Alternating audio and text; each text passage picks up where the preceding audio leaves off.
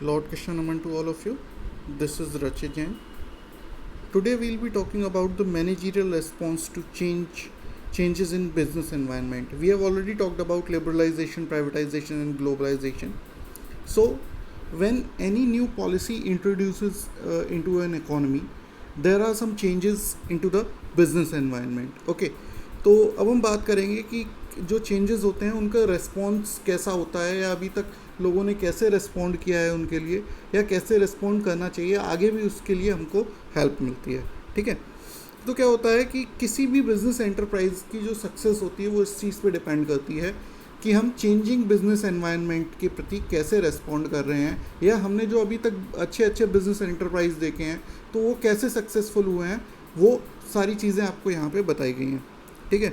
तो सबसे पहली चीज़ होती है acquisitions and mergers.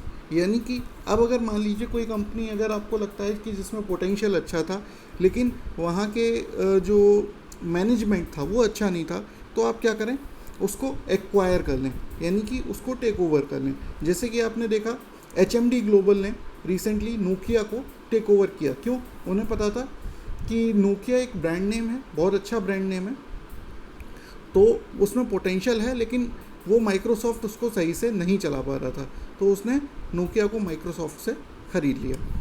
Next is diversification. देखो क्या होता है कि कोई भी बिज़नेस हो उसको खुद को डाइवर्सिफाई करना पड़ता है. एक प्रोडक्ट पे एक बिज़नेस नहीं चल सकता, उसको मल्टीपल प्रोडक्ट लाइन में एक टाइम के बाद उतरना ही पड़ता है. ठीक है. तो क्या है, आपको अपने बिज़नेस को डाइवर्सिफाई करना पड़ेगा, यानी कि अलग अलग क्षेत्रों में अपने बिज़नेस को फैलाना पड़ेगा. Next is brand building. देखिए, ब्रांड बिल्डिंग बहुत इंपॉर्टेंट होती है. किसी भी ब्रांड को लोग सिर्फ नाम से अगर रिकॉग्नाइज़ कर लेते हैं तो वो हो जाता है उसका ब्रांड बिल्डिंग. यानी कि कोई भी ब्रांड, अगर आप लेट्स से अगर हम लोग बात करते हैं डिटर्जेंट पाउडर, ठीक है, हमारे घर में डिटर्जेंट पाउडर अगर आता है तो जनरली हम इंडियंस क्या बोलते हैं उसको, सर्फ आना है. ठीक है ना. जबकि सर्फ क्या है, सर्फ एक ब्रांड नेम. ठीक है ना. तो ये क्या हुआ, ये ब्रांड बिल्डिंग हुई कि ब्रांड का नाम इतना ज़्यादा उठ गया है कि उसके नाम से प्रोडक्ट को ही जाना जाने लगा. ठीक है. Next is innovative distribution and selling techniques. यानी कि जो हमारी सेलिंग टेक्निक्स हैं और डिस्ट्रीब्यूशन टेक्निक्स हैं उनको हमें इनोवेट करना पड़ेगा. यानी कि अपने बेचने के तरीक़ों को, जैसे कि अभी रिसेंटली आप देखें एक फ़ोन लॉन्च हुआ है OnePlus Nord करके. ठीक है. तो उन्होंने क्या किया, उसके बारे में इतना बज़ क्रिएट कर दिया, इतना हाइप क्रिएट कर दिया कि लोग उसको ख़रीदने के लिए या उसका जो लॉन्च देखने के लिए लोगों ने पैसे पे किए. ठीक है. Next is changes in capital structure. देखो क्या होता है कि कैपिटल स्ट्रक्चर को भी हमें चेंज करना पड़ेगा. बिजनेस एनवायरनमेंट में अगर कुछ भी चेंज होता है तो उसके साथ में कैसे कि हो सकता है हम अभी तक अपना पैसा ज़्यादा लगा के काम कर रहे हों, लेकिन अगर बिज़नेस एनवायरनमेंट चेंज होता है और मार्केट बड़ा होता है, लेट्स से अगर ग्लोबलाइजेशन होता है, ठीक है, बाहर की कंपनीज़ इंडिया में आती हैं. ठीक है. तो उसके साथ क्या होगा कि बाहर की कंपनीज़ जब इंडिया में आई तो उनके साथ कोप अप करने के लिए हमें अपने बिज़नेस को एक्सपेंड करना पड़ेगा. तो हमारा जो कैपिटल स्ट्रक्चर है अपने पैसे से हम नहीं चला सकते, तो इसीलिए हमें लोन भी लेने पड़ेंगे या शेयर्स भी इशू करने पड़ेंगे. इस तरह से हमें कैपिटल स्ट्रक्चर को चेंज करना पड़ेगा. Next is customer oriented approach. देखो बहुत ज़रूरी चीज़ होती है कि जब तक आपकी मोनोपोली चल रही है, मान लीजिए किसी भी फील्ड में आप अकेले मतलब एक कंपनी है, तो क्या होगा, आपकी कंपनी अच्छी चल सकती है, लेकिन जैसे ही आपके पास कंपटीशन आता है आपको कस्टमर ओरिएंटेड अप्रोच रखनी पड़ेगी. यानी कि कस्टमर को सेटिस्फाई करना पड़ेगा. अगर कस्टमर सेटिस्फाई नहीं होता है वो कहीं और चला जाएगा. Next is technological development. देखो टेक्नोलॉजी हर रोज़ चेंज हो रही है, हर महीने चेंज हो रही है. ठीक है. तो उसके साथ क्या होता है कि हमें टेक्नोलॉजिकल डेवलपमेंट नॉलेज भी रखनी है टेक्नोलॉजी के बारे में, और टेक्नोलॉजीज़ को अपग्रेड भी करना पड़ेगा. Next is better labour relations. यानी कि जो हमारे पास लेबर्स हैं, ठीक है, उनके साथ हमें बहुत अच्छे रिलेशंस रखने पड़ेंगे. अगर हमारे रिलेशंस हमारी लेबर के साथ अच्छे नहीं हैं तो क्या होगा, हमारे पास जो लेबर है वो हमारे साथ ना रह के कहीं और चली जाएगी. ठीक है.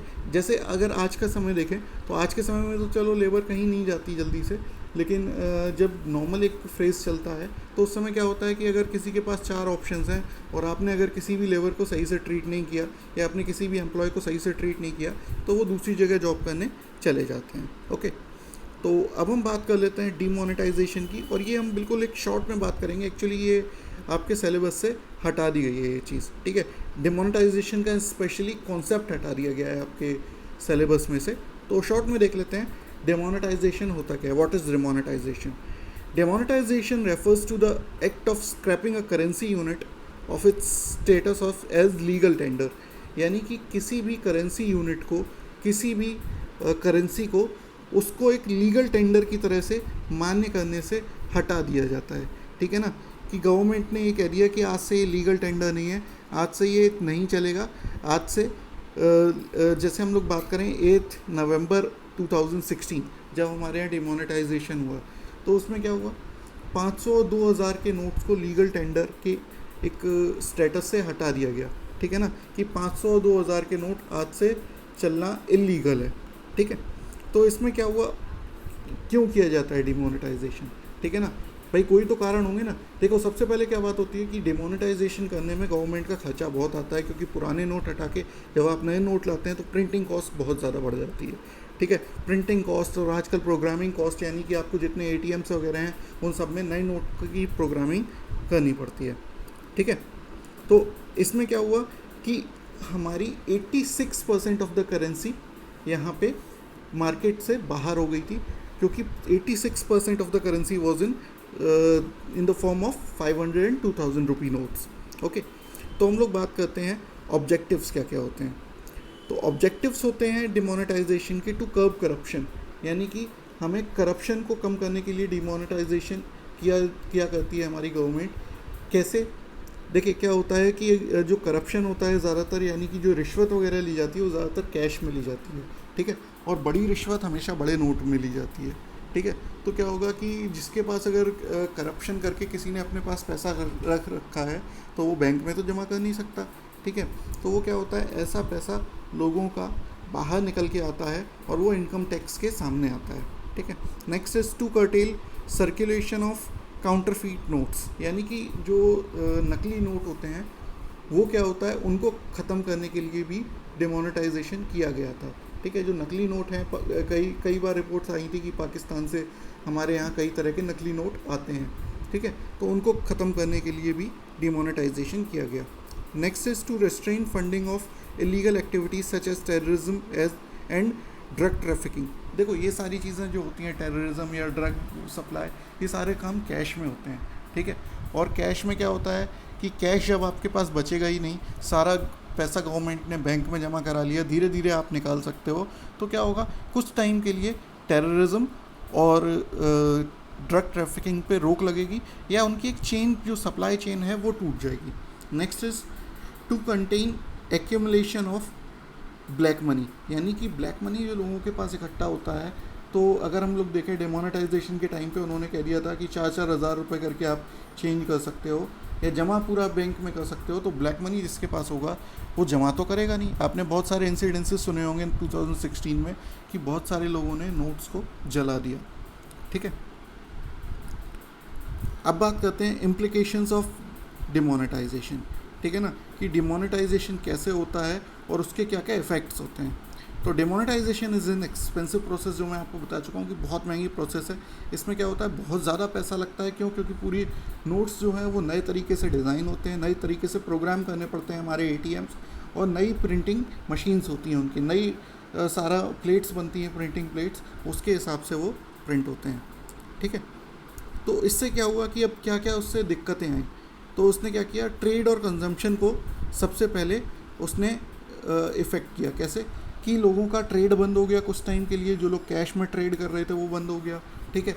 और एक बैंक पे भी एक लिमिट लगा दी गई थी, और बैंक पे एक मॉनिटरिंग की जा रही थी इनकम टैक्स डिपार्टमेंट के द्वारा, तो लोगों के ट्रेड में भी बहुत ज़्यादा इफेक्ट आया। Demonetisation brings about a radical change in the economy by shifting focus of the people towards digitalisation. देखो, सीधी सी बात होती है कि जब आपके पास पैसा नहीं होगा हाथ में कैश के रूप में, तो क्या होगा, आप डिजिटल मोड्स की तरफ जाओगे, वॉलेट्स की तरफ जाओगे, या फिर नेट बैंकिंग की तरफ जाओगे या चेक्स के थ्रू पेमेंट करने की तरफ जाओगे, जो कि डिजिटल पेमेंट मेथड्स में आते हैं। ठीक है, चेक्स एग्जैक्टली डिजिटल पेमेंट का मेथड में नहीं आते, लेकिन नेट बैंकिंग। ठीक है,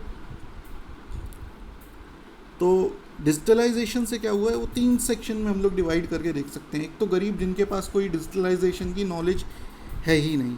ठीक है ना, वो क्या होता है कि वो एकदम से बाहर हो जाते हैं डिजिटलाइजेशन के फ्रेज से। ठीक है, कि जिनके पास फ़ोन तक नहीं है वो क्या पेटीएम यूज़ करेंगे। ठीक है, नेक्स्ट होते हैं कि जिनके पास फ़ोन तो है लेकिन उन्हें आता ही नहीं है उसको चलाना। ठीक है, कि जैसे अगर हम लोग देखें कि हमारे पेरेंट्स जो हैं, तो काफ़ी सारे पेरेंट्स को आप देखेंगे तो उन्हें ये सारी चीज़ें यूज़ करना नहीं आता। ठीक है, या उन्हें आता भी है तो वो भूल जाते हैं कि भाई अपने पासवर्ड्स भूल गए, ये सारी चीज़ें। और थर्ड वन कौन से होते हैं कि जो डिजिटलाइजेशन को पूरी तरह से एक्सेप्ट कर पाते हैं और उसके साथ में गो विद द फ्लो कर लेते हैं, यानी कि आगे बढ़ सकते हैं उसके साथ में। ठीक है, अब हम लोग बात करते हैं कि फ़ीचर्स क्या थे डिमोनेटाइजेशन के। ठीक है, तो अगर हम लोग फ़ीचर्स की बात करें तो क्या हुआ कि टैक्स एडमिनिस्ट्रेशन मेजर्स, क्या हुआ कि डिमोनेटाइजेशन करने से क्या हुआ कि सबसे पहले तो गवर्नमेंट के पास सारा जो पैसा था वो गवर्नमेंट के पास आ गया और उसकी नज़र में आ गया कि हाँ, कि इस व्यक्ति ने मतलब बिना टैक्स दिए ये अपने पास पैसा रखा था ब्लैक मनी के रूप में।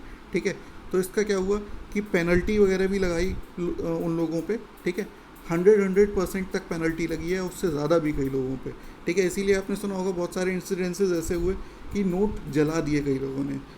Next is stringent approach towards tax evasion, यानी कि ये जो है कि ये एक बहुत टफ अप्रोच है, यानी कि एक बहुत सख्त डिसीज़न होता है कि टैक्स इवेशन यानी कि जो टैक्स चोरी कर रहे हैं उनके अगेंस्ट। ठीक है, next is channelising savings into formal financial system. क्या होता है कि जैसे मान लीजिए मेरे पास 10,000 रुपये अगर रखे हैं सेविंग के रूप में और मैंने अगर वो घर पे रख रखे हैं, तो वो क्या है कि वो एक इनफॉर्मल तरीके से मैं सेव कर रहा हूँ, या मैंने अगर किसी को एक पर्सनली उधार दे दिया तो वो मैं इनफॉर्मल तरीके से उसको सेव किया। लेकिन फॉर्मल फाइनेंशियल इंस्टीट्यूशंस यानी कि बैंक्स में या इन्वेस्टमेंट के रूप में, जैसे अगर आप शेयर्स में इन्वेस्ट करें तो वो भी एक फॉर्मल फाइनेंशियल इंस्टीट्यूशन है, तो उसमें अगर पैसा पहुंचेगा तो गवर्नमेंट को उससे फ़ायदा होगा। ठीक है, तो गवर्नमेंट का एक मतलब एजेंडा क्या था कि पैसा जो है वो गवर्नमेंट की नज़र में आ जाए, गवर्नमेंट के पास आ जाए। ठीक है, जिससे गवर्नमेंट उसको, देखिए क्या होता है कि अगर आप बैंक में सारा, अगर मान लीजिए आपके पास 1 लाख रुपया है और आप अगर बैंक में जमा करते हैं, तो ये ज़रूरी नहीं है कि सारे लोग पूरा 1 लाख रुपया नेक्स्ट डे निकाल लें या बहुत जल्दी निकाल लें। उसमें से थोड़ा थोड़ा करके निकालते हैं और वो यूज़ करते हैं, तो बाकी पैसा गवर्नमेंट यूज़ कर सकती है अपने किसी काम में। Next is development of less cash economy. देखो क्या होता है कि कैश जब भी जिस इकोनॉमी में ज़्यादा होता है तो वहाँ पे क्या होता है कि कैश ज़्यादा होने की वजह से हमारे पास प्रिंटिंग कॉस्ट ज़्यादा आती है। ठीक है, प्रिंटिंग कॉस्ट ज़्यादा आने के साथ में जो नोट होते हैं उनके अगेंस्ट हमें गोल्ड भी रखना पड़ता है। लेकिन अगर हम लोग डिजिटल मेथड्स को यूज़ करते हैं तो प्रिंटिंग कॉस्ट वगैरह गवर्नमेंट की काफ़ी कम हो जाती है। तो गवर्नमेंट का एक उद्देश्य ये भी था कि जो कैश है वो कम हो जाए, लेकिन ऐसा हो नहीं पाया। लेकिन गवर्नमेंट का एक मेन मोटिव ये भी था डिमोनेटाइजेशन के टाइम पे कि जो कैश है वो मार्केट से हम कम कर पाएँ, ताकि हमारी इकोनॉमी में कैश कम हो और हमारी प्रिंटिंग कॉस्ट वगैरह कम हो। ओके, तो अब नेक्स्ट पॉइंट है आपका impact of government policy changes on business and industrial challenges faced by the Indian corporate sector. अब देखो ये जो सारे इम्पैक्ट्स थे, ये सारे इम्पैक्ट्स आपके सिलेबस से इस सेशन के लिए हटा दिए गए हैं। तो एक बार आप सारे लोग इसको गो थ्रू करें, पढ़ लें, PDF मैंने ऑलरेडी शेयर कर रखा है। ठीक है, और अगर कोई भी प्रॉब्लम आता है तो आप लोग मुझसे पूछ सकते हैं। ठीक है, ओके, थैंक यू।